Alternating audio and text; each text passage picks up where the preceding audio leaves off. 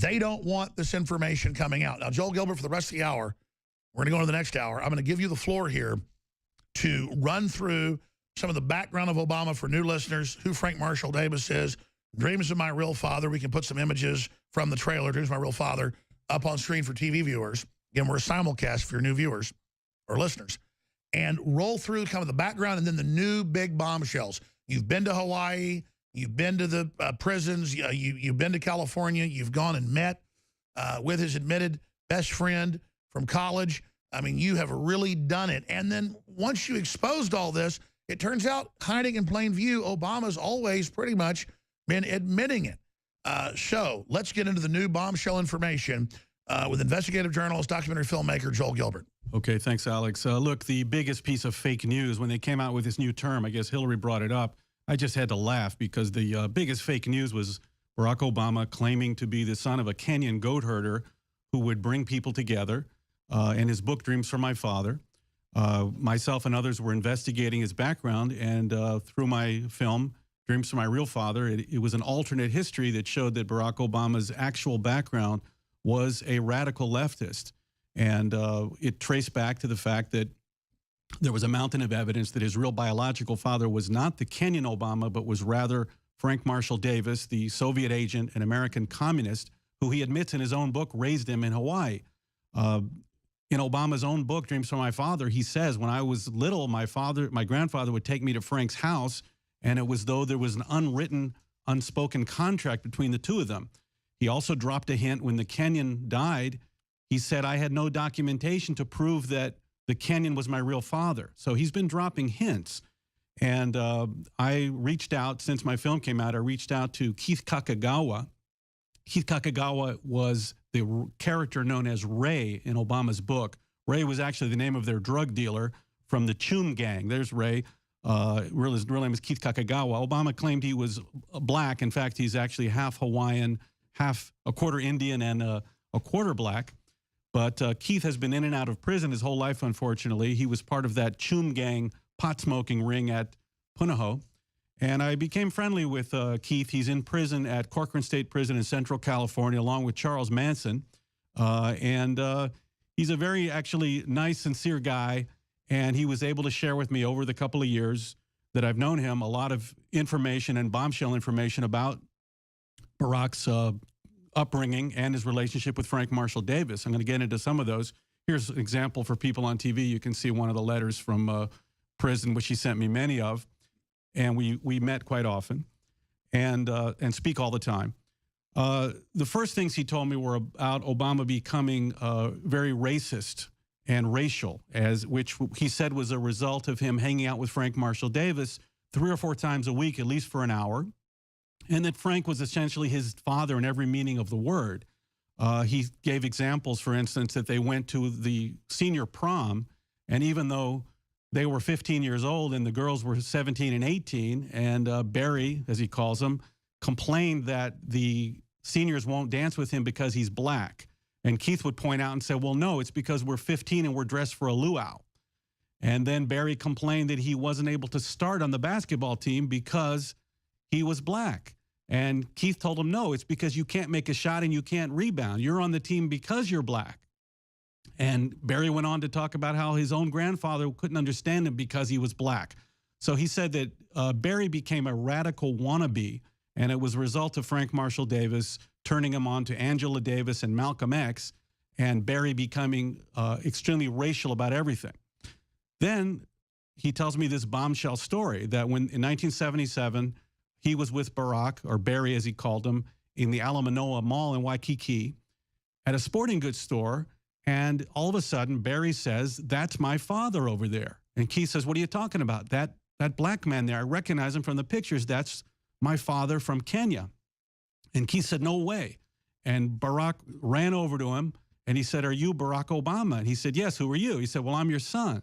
He said, well, what are you doing in Hawaii? He said, well, I'm on a layover from Hong Kong going back to Kenya. And by the way, Malik Obama confirmed for me that his father had gone to Hong Kong at that time. And the Kenyan Obama basically blew off Barack, blew him off and left. And Keith explains that moment set off Barry or Barack on a tirade where he went to his mother, Frank, his grandfather, and said, "You all lied to me. Frank is my father. I've always known it. He spends time with me. He gives me money. I look like him. You've been lying to me." And he said for a couple of months, they all denied it. And Barry got so out of control that the grandfather, Gramps, came to Keith and said, "Listen, this story is true, but he can't talk about this. I don't want him talking about it. So next time he talks about it, I want you to smack him." And Keith said, "I can't hit Barry." He said, "No, you got to hit him next time he talks about this." So Keith said that sure enough, Barry kept screaming about it, and he put him in a chokehold, dragged him down the street. And then all of a sudden, Barry stopped talking about it. And this was about the time that this poem was wrote, people are familiar with, called Pop, where it's like an explanation of an encounter between a young man and an older man. And in the poem, he says, he looked just like me, he gave me a hug, and I could see myself inside of Pop's black frame glasses. So it's as if there was some kind of admission and they wrote a poem to kind of memorialize it. So this is a pretty bombshell. It comes from Obama's best friend, who's written about throughout his book as his best friend. And it shows that Barack had this big moment where he was lied to his whole life, but realized it came to know it was the biological father, and that Davis continued to be his ideological father and continued to radicalize him by taking him down to places like, this is also brand new news, there was a strip club in Hotel Street down in Honolulu called Hubba Hubba. And a lot of the Marines would go down and military would go down to Hotel Street. It's known for many, many years. So at Hubba Hubba, Frank would take him there. They would have these all kind of nefarious things I don't even want to say on this show. Go ahead and say it. Well, okay, I'll say it. Well, he basically said that the Hubba Hubba had private nights that were not advertised, where people would come and all kind of things would go on that you could possibly imagine, and that this was a location that Frank would take Barry. Now, interestingly, the manager... So did he tell you sex parties? Swingers parties, sex parties.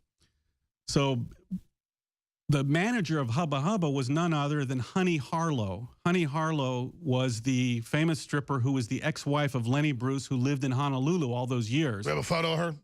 Yes, we got a photo of Honey Harlow. Now, Honey Harlow, I've identified as the stripper who poses in the photos with Ann Dunham at Frank Marshall Davis's house that came out in my film. That is Honey Harlow. And now, before we go here, let's rewind this for a minute for TV viewers and radio listeners. Yeah. People understand, if you've seen your film on this and you've done research and you've read Obama's book, he admits all this. In later versions, they took it out. So 95% of what you're saying is on record. You found photos of Obama with Frank Marshall Davis and people and with others, and it's the same house, it's the same couch, it's the same pictures. Then there's all this porn that Davis admittedly shot on the side. That's what communists do. Correct. To fund themselves, drugs, you name it. And so it's his mother, it's clearly her, posing. It's the same woman in the photos. All this from this racy culture in Hawaii in the 60s and the 70s. And, of course, before that, back in the 50s. So start at the beginning again. Okay, so Frank Marshall Davis was a photographer of nude women, and he took these photos of Ann and Honey Harlow and other strippers and sold them to the Betty Page, strip magazines of the time. And you were contacted by one of the famous off-record collectors of all this, saying, "Hey, I've got Obama's mother." Yeah, we acquired this stuff about 4 years ago, and look, it's not to make fun of the fact that his mother was posing for nude photos. It's intended to show that there was the chance of a relationship to help prove the fact that Obama lied to the country. He ran as a mainstream candidate. Well, he's a total government cutout, is the point, with multiple names. He's got passports and stuff that say Barry. He's got different last names on there. He lists himself as a Muslim in Indonesia. I mean, this guy has got more names than, a villain in a James Bond movie. Well, here's the next revelation. We'll get back to Hubba Hubba, but well, no, I don't mean to interrupt you. Let's go back and finish up with the porn. Okay, so Honey Harlow, who was the ex-wife of Lenny Bruce, she lived in Hawaii at the time. It's all documented, and that is her. I'm certain in the photos with Ann Dunham. That further places that photo in Hawaii, and you can see the obvious resemblance. And anyway, Keith Kakagawa told me that Frank would take Barry down there. They would do a lot of drinking and drugging, and this was the period where Obama became radicalized and saw the world through a racial lens, the same as Frank Marshall Davis. It's the same person as essentially Reverend Jeremiah Wright. Everything is racial. Everything is because of race. Now, the disappointment voters have with Obama is, of course, they voted for him based on this false news story that he floated in his book, that he's a post-racial person. He's going to bring us all together because of his unique... But notice all he did was engage in race baiting and division massively. Correct. Down to even hiring organizers to go stir up riots. Correct. And this is why it's important to really reveal who Obama was. But does he even get that that causes cops to slow roll and kills thousands of black Americans, and that it creates real racism and division? I mean, I guess that's what they want. It's not about that. It's about the revolution. It's about long-term control. And they realize... so you got to radicalize and try to make as many black people as you can racial and hateful so they never assimilate and are happy. Yeah, the Obama wrote in his book about reading Fallon, you know, the Algerian Revolution. And they said there's going to be blood. There's going to be a price to pay for achieving long-term takeover and the leftist revolution. So all of these things are just... you know, all I can say is good luck with them, with all their censorship, their plans for violence. I'm not looking for violence, but man, these wimps want to start a physical fight. We are going to clean their clocks. I mean, these people can hardly tie their frickin' shoelaces. Libertarians, patriots, Americana people are wrecking machines. Go ahead. Well, look, obviously the best way to cleanse the situation is truth and to illuminate and tell the truth about... That's what we're going to do. But see, they know we're beating them in the info war, so they want to censor us and start a revolution. Correct. So all I'm saying is they're a bunch of idiots. The little communists they've got down here saying kill cops, oink, oink, bang, bang, you're dead. How many, it was 5 good cops dead, good, yeah, but 6 is better. These little minions don't even know how to point a gun the right way is what I'm saying. They are the most moron, cannon fodder idiots, and none of them will ever talk to you. They say, talk to my boss. It's always some old weird UT beatnik behind them, right, because they have nothing in their heads. That's correct. I've seen that a million times. Joel Gilbert, get it and recap the previous ones real fast and get into the new ones. Okay, I just talked about my friendship with Obama's best friend, Keith Kakagawa, who's in jail in Corcoran State Prison, who told me about how Barack Berry learned that the Kenyan was not his father and that Frank Marshall Davis was, how Davis radicalized Obama with his racist racial worldview, and how Obama would go to the Hubba Hubba strip club with Frank and met up with Honey Harlow, Lenny Bruce's ex-wife, who also was involved with his mother way back in the day with Frank Marshall Davis. So we went through that. And today I'm releasing kind of the rest of my Obama research for the past few years. I'm releasing 2 birth certificates today on InfoWars from black men born in Hawaii. One was born a few weeks before Obama and one born a few weeks after Obama. And in both of these birth certificates, the father is listed under the racial terminology that was encoded in the Hawaii guidebooks for the registrar.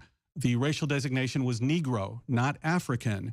Now, everyone knows that Obama's father's race is listed as African, of course, which is African American. Now, in this one that people can see on their screen, this is from a man named Bruce Henderson, born a few weeks after That term Obama. wasn't used until the 80s. Correct. Now, this is interesting. So this gentleman was born a few weeks after Obama, and you can also see how the type sticks to the background. And then we go to the second one, which was from a few weeks before. The man's name was James Gravely. And what's so interesting about James Gravely, the race originally was written down as colored, which was the terminology in the 50s that had just changed in 1960. The state of Hawaii issued a new guidebook for their registrars, but the person accidentally wrote the old term, which was colored. So the state of Hawaii registrar's office marked it out and wrote the correct new term, which was Negro.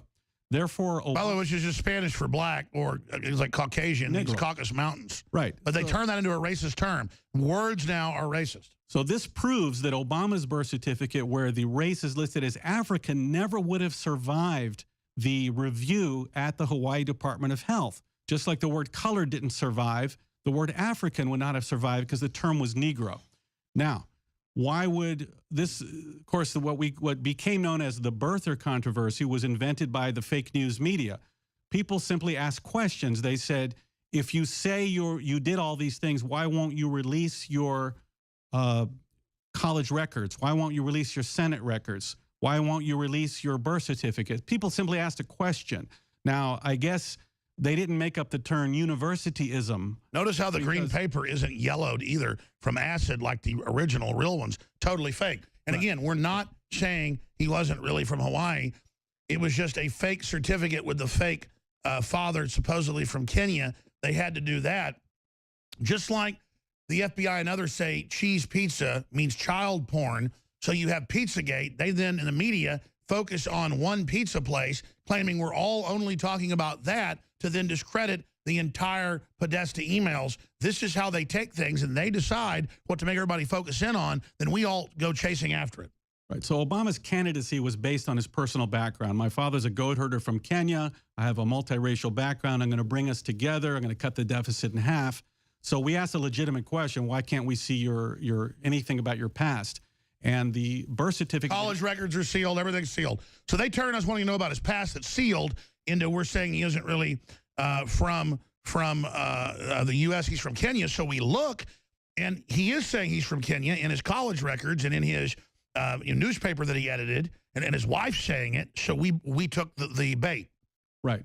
So I think Obama's real. I don't believe the birth certificate he released is real only based on this. But you can also see in some other comparisons I released that Obama's birth certificate, the type is on a white background, whereas you can see the natural regular background, the black type sticks to the background. It's not on a white facade.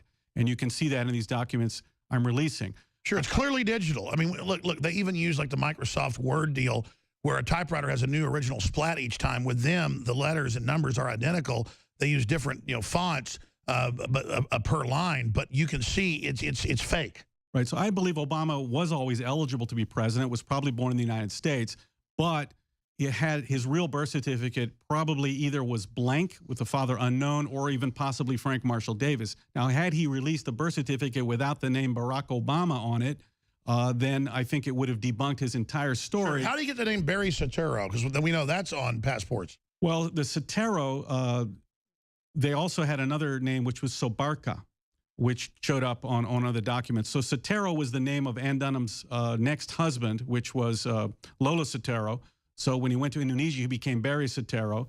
And the name Sobarka, people get that mixed up. The name Sobarka, which showed up, that's simply Soetoro Barak backwards, which is how they had names in Indonesia. Your family name was first, so it was combined as one name.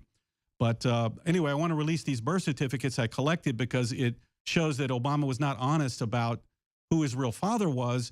And this, as much as we don't like being lied to about that, obviously it hides the fact that Obama was indoctrinated and radicalized by his real father that he admits raised him by his own admission, Frank Marshall Davis. And he became this leftist radical, and he followed in the footsteps of his real father, dreams from his real father back to Chicago, and he became an agitator and eventually became president based on the fake news that his real father and upbringing was this generic upbringing that had nothing to do with a radical background. The next thing I want to get into is to discuss what I learned about Obama's Social Security number. It's pretty brief, but it's interesting.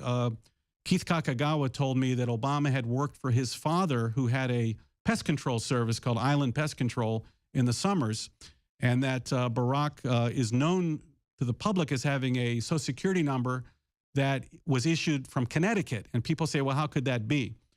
Well, Keith told me that Barack actually had several Social Security numbers and that it was not uncommon that many people in Hawaii had several. There was massive document fraud and Social Security fraud, and that they would get aid from the government with multiple Social Security numbers and multiple identities. And I think it still goes on to this day. The entire state system in Hawaii was unreliable as regards documentation, and that he said Barry had several Social Security numbers, and that was simply one of them, I guess, that he settled on. So that was interesting, and that fills in some of the void. The next thing I want to do, can we cue that? There's a quick clip from Good Morning America where Barack talks about having studied abroad and lived abroad, and I want to give that some context and give you another piece of information. Sure, here's the Good Morning America piece. Are you concerned that your lack of experience when it comes to foreign policy may hurt your chances in the run for the White House? Well, actually, my experience in foreign policy is probably more diverse than most others in the field. I mean, I'm somebody who has actually lived overseas, somebody who has studied overseas. I majored in international relations, but So here Barack lets slip what he didn't want known. Now, his official story in his book is that he was at Columbia for 2 years. I'm sorry, Occidental College in LA for 2 years and transferred to Columbia for 2 years. And when he was running for president, Hannity, others came out and said, wait a minute, how could he have been at Columbia 2 years? We never met him. We never heard of him. Classmates never saw him. And in this interview, Barack reveals something. He says, I studied abroad and lived abroad. Now, he wasn't talking about when I was 5 years old, I was in kindergarten in Indonesia. He let it slip that he was abroad for a study program. Now, he was saying that for years.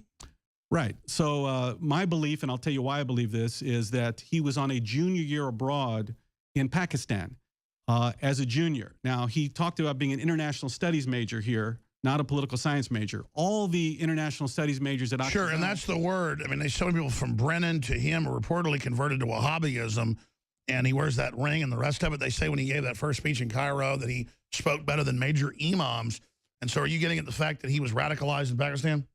Correct. His affinity toward, first of all, his affinity toward Islam, his knowledge of Islam, of the culture, the Quran, the all those terminology that he knows, and just his cultural affinity. And then backing at least 10 countries taken over by the jihadis out of Saudi Arabia in his 8 years in office. I mean, this guy has turned the world over to Islam.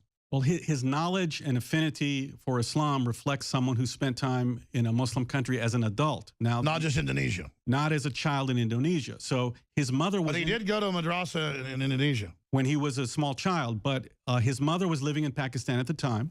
And I'm going to now reveal my conversation with Peter Geithner. Peter Geithner was head of the Ford Foundation in Asia. He lived in Hong Kong. You talked to Geithner. This is huge. Correct. Peter Geithner, who unfortunately passed away just recently. He's the father of Timothy Geithner, the former Treasury Secretary for Barack Obama. What a coincidence. No, the Ford Foundation runs the whole globalist leftist takeover. And they're a big part of Columbia University as well. So Peter Geithner met Ann Dunham. He was Ann Dunham's boss when she worked for the Ford Foundation in Indonesia. And Peter told me that Barack had a Ford Foundation scholarship. This is big news, to go to Columbia. And he also said it was for the senior year. So what this reveals a couple of things. Number one, how do you get these people to talk to you? How'd you get Geithner's dad to talk to you? I just called him up. I would like to say maybe it's the charm. Jerry Corsi says it's the long hair, but you figure on the phone he wouldn't know about that. But I've just always been honest and sincere, and I say, I got a problem. Can you help me with this? And I want to tell you why this is so significant. Number one, because Ann Dunham, Obama's mother, worked for the Ford Foundation, it would have been illegal, and they have very strong laws against nepotism, for Obama to get a Ford Foundation scholarship to Columbia. It would have been illegal. And I think this explains why Obama was a ghost at Columbia. First of all, I think he was only there the senior year, and that's why he didn't join all these organizations and was a well-known person like he was at Occidental and Harvard. Obama's half-sister, Maya, went to Barnard, by the way. She's also a ghost. You can't find her in any of the yearbooks, photos, nothing. Anyway, Geithner said he had a Ford Foundation scholarship. Now, so Khaled Siddiqui was the Pakistani waiter who he was a roommate of with Obama on 109th Street in East Side. There he is. And Siddiqui told me that Obama came to New York for the first time, just showed up and called him because he needed a place to stay. Again, that's the senior year. So there's a lot of evidence that shows that Obama was never there for the junior year. Sure, the guy's got a total CIA sheep dip from birth. Joel Gilbert, filmmaker of joelgilbert.net's here. He has dropped more than 10 major bombshells. He's down to the last few right now in his in-depth, long-term investigations, the things he's never released on Obama that he's gleaned the last few years.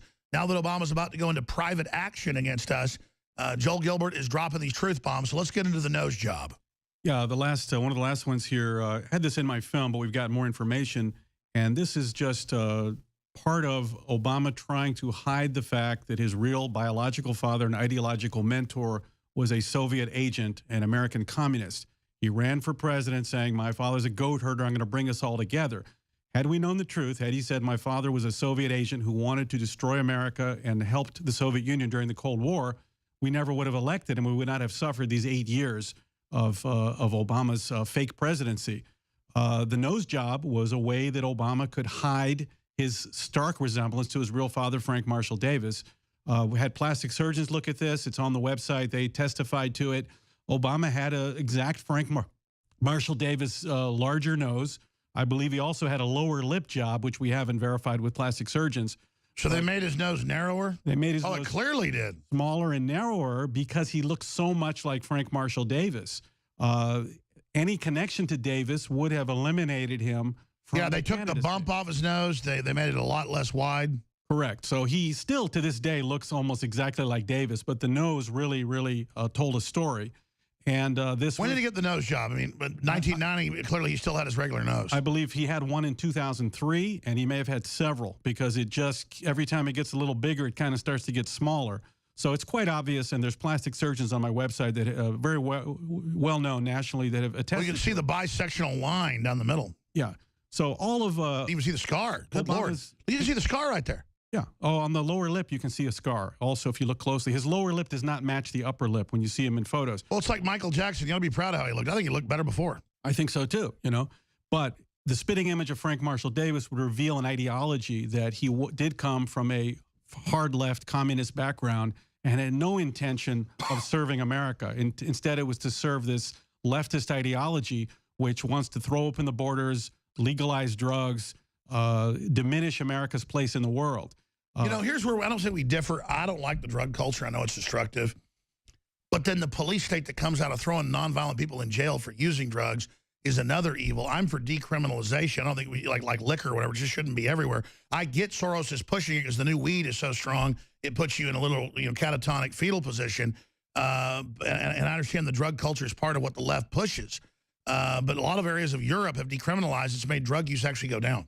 Look, I visited Obama's best friend Keith in prison, and I saw a lot of people there for drug offenses. Keith himself has been in and out of jail his whole life for drug offenses. And I think once you go in there and see that these people are just kind of wasting away, he is in a treatment center. It's a substance abuse center. There I am at Corcoran State Prison in the photo if you're watching on TV. It is a treatment center, but he does complain, though, that since Obama's push to help transsexuals, that many prisoners are now transgender and transsexual, and he finds it very difficult to live in an environment where... Well, what they do is, I mean, they get kids and they confuse them when they're young, or prisoners, guys that are in there doing it, and it's just, they push it, and it's all part of the dehumanization. I'm not against anybody that really thinks they're a man or a woman or whatever. I'm a libertarian, but clearly it's being pushed as an agenda. That's the complaint, and it's in the prison system as well. That's what I found out. Our fellow info warriors across the United States and across the planet really love the Hillary for Prison 2016 shirts that we began to put out in 2015. It became a global meme against globalism and corruption, and a very strong maxim that's now being continued on today. So we now have George Soros, because the media attacked me on this whole goblin meme, and they've made huge jokes about it, but it's totally blown up in their face. We now have George Soros as a goblin on the back, and it says, with a cross through him, an X like Ghostbusters, no Soros, him as a goblin. It says deport Soros on the bottom, and on the top it says InfoWars established 1996. So it is a limited edition, deport Soros on the back, Hillary for Prison on the front, right-hand shoulder, Infowars.com. It's powerful. Hope you get out to everybody you know. Infowarsstore.com or call 888-253-3139. Extremely racial about everything. Then he tells me this bombshell story that when in 1977, he was with Barack, or Barry as he called him, in the Alamanoa Mall in Waikiki at a sporting goods store. And all of a sudden, Barry says, "That's my father over there." And Keith says, "What are you talking about? That black man there, I recognize him from the pictures. That's my father from Kenya." And Keith said, "No way." And Barack ran over to him and he said, "Are you Barack Obama?" And he said, "Yes, who are you?" He said, "Well, I'm your son." He said, "Well, what are you doing in Hawaii?" He said, "Well, I'm on a layover from Hong Kong going back to Kenya." And by the way, Malik Obama confirmed for me that his father had gone to Hong Kong at that time. And the Kenyan Obama basically blew him off and left. And Keith explains that moment set off Barry, or Barack, on a tirade where he went to his mother, Frank, his grandfather, and said, "You all lied to me. Frank is my father, becoming very racist and racial, which he said was a result of him hanging out with Frank Marshall Davis 3 or 4 times a week, at least for an hour, and that Frank was essentially his father in every meaning of the word. He gave examples, for instance, that they went to the senior prom, and even though they were 15 years old and the girls were 17 and 18, and Barry, as he calls him, complained that the seniors won't dance with him because he's black. And Keith would point out and say, well, no, it's because we're 15 and we're dressed for a luau. And then Barry complained that he wasn't able to start on the basketball team because he was black. And Keith told him, no, it's because you can't make a shot and you can't rebound. You're on the team because you're black. And Barry went on to talk about how his own grandfather couldn't understand him because he was black. So he said that Barry became a radical wannabe, and it was a result of Frank Marshall Davis turning him on to Angela Davis and Malcolm X, and Barry becoming Nakagawa was the character known as Ray in Obama's book. Ray was actually the name of their drug dealer from the Chum gang. There's Ray. His real name is Keith Kakagawa. Obama claimed he was black. In fact, he's actually half Hawaiian, half a quarter Indian, and a quarter black. But Keith has been in and out of prison his whole life, unfortunately. He was part of that Chum gang pot-smoking ring at Punahou. And I became friendly with Keith. He's in prison at Corcoran State Prison in Central California, along with Charles Manson. He's a very, actually, nice, sincere guy. And he was able to share with me over the couple of years that I've known him a lot of information and bombshell information about Barack's upbringing and his relationship with Frank Marshall Davis. I'm going to get into some of those. Here's an example for people on TV. You can see one of the letters from prison, which he sent me many of. And we met quite often and speak all the time. The first things he told me were about Obama. Was Barack Obama claiming to be the son of a Kenyan goat herder who would bring people together. In his book, Dreams from My Father, myself and others were investigating his background, and through my film, Dreams from My Real Father, it was an alternate history that showed that Barack Obama's actual background was a radical leftist. And it traced back to the fact that there was a mountain of evidence that his real biological father was not the Kenyan Obama, but was rather Frank Marshall Davis, the Soviet agent and American communist, who he admits in his own book raised him in Hawaii. In Obama's own book, Dreams from My Father, he says, when I was little, my grandfather would take me to Frank's house, and it was though there was an unwritten, unspoken contract between the two of them. He also dropped a hint when the Kenyan died. He said, I had no documentation to prove that the Kenyan was my real father. So he's been dropping hints. And I reached out, since my film came out, I reached out to Keith Kakagawa.